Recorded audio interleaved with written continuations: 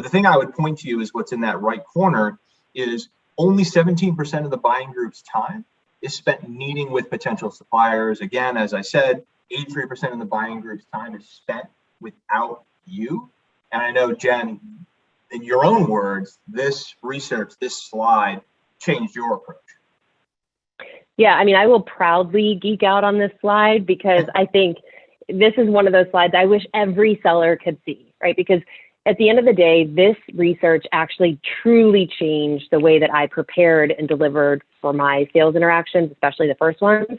There's three things to kind of break it down that I think this taught me to do differently. So one is, if I look at how much time that stakeholder is doing research on their own, this made me realize, I have to be out there where they're going to learn. Now, I speak with a lot of companies who say, well, that's marketing's job or that's the company's job. And maybe that's the case, right? But in a perfect world. But the reality is, if other competitors are out there where customers go to learn and they're talking about problems and they're having a conversation that you naturally want to bring offline and we're not, it's just a disadvantage to you, right? So think about where your customers are going to learn, have things to say, not about your solution and how great you are as a supplier, but about the problem itself. I think Jeremy Donovan from SalesLoft is a great example of this, of someone who is constantly talking about really relevant, interesting content, not necessarily always pointing back to them as a supplier. So being mindful that customers are learning, not buying at this point.